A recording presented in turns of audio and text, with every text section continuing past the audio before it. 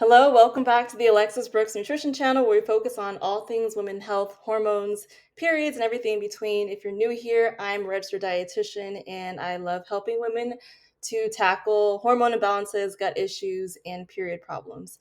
So today we're going to get into a topic that I get asked really often, which is, should I eat gluten if I have endometriosis? Is gluten bad for you if you have endometriosis? Should I cut it out completely? So those are some really common questions that I get, and I would love to dive in and answer those for you today.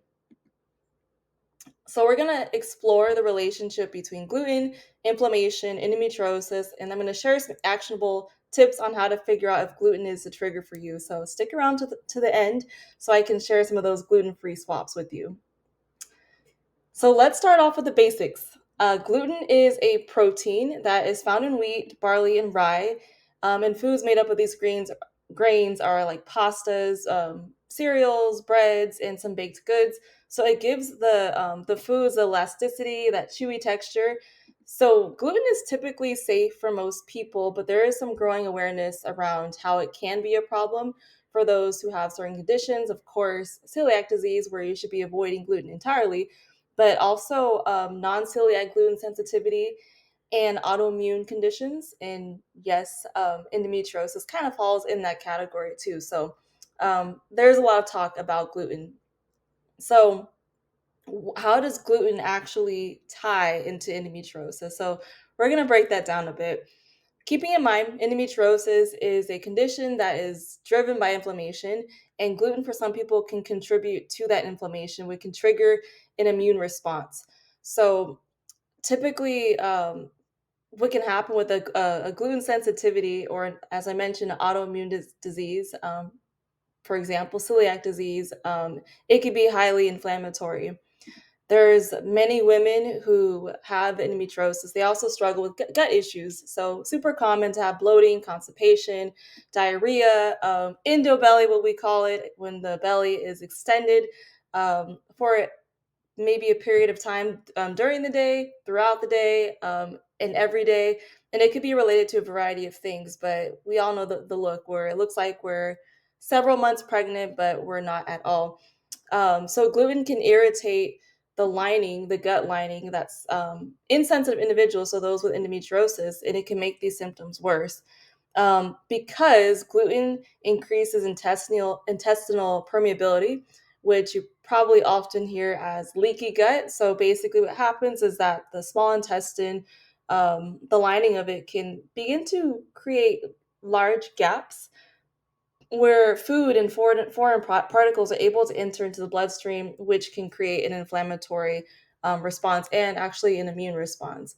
So gluten can actually pull those farther apart. It could play a role in increasing those holes that I mentioned within the small intestine. So, just some research. We don't have a ton, to be honest, in terms of endometriosis and gluten, but there is a study that I do want to share with you.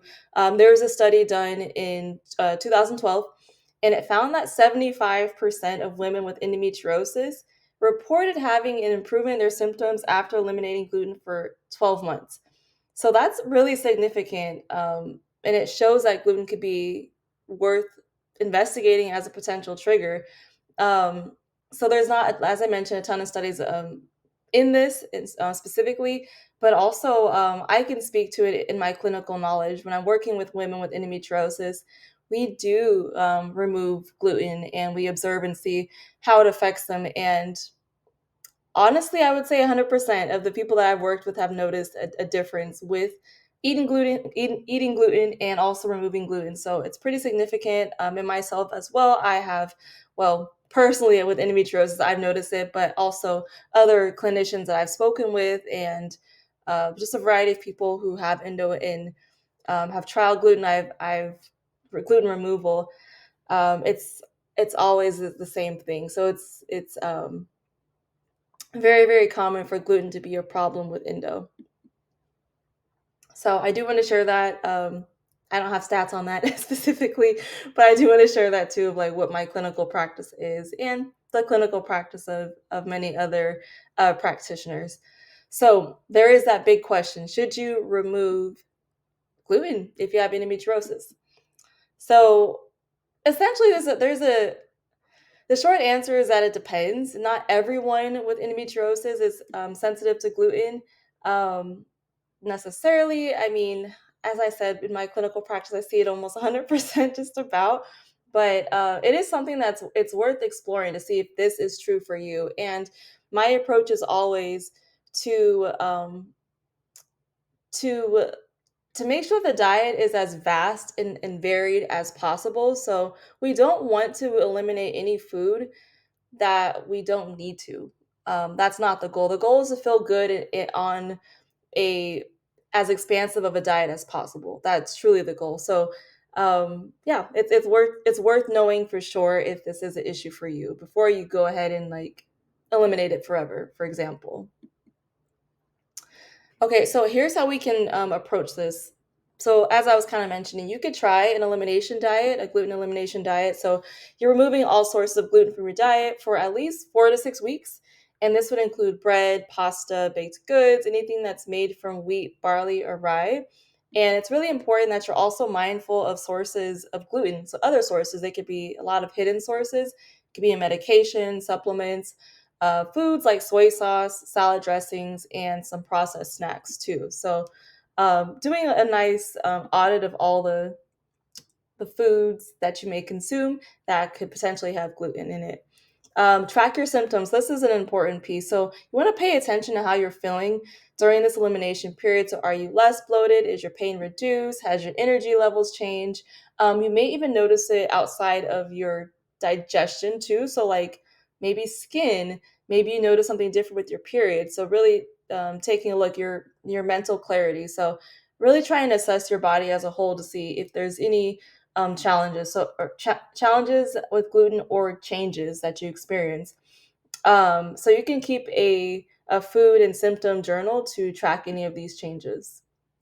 The next thing that you could do is reintroduce gluten. So after those 4 to 6 weeks, you can slowly begin to reintroduce gluten and gluten containing foods back into your diet, one at a time, because you want to be sure of what food triggers you and what food is not a trigger for you.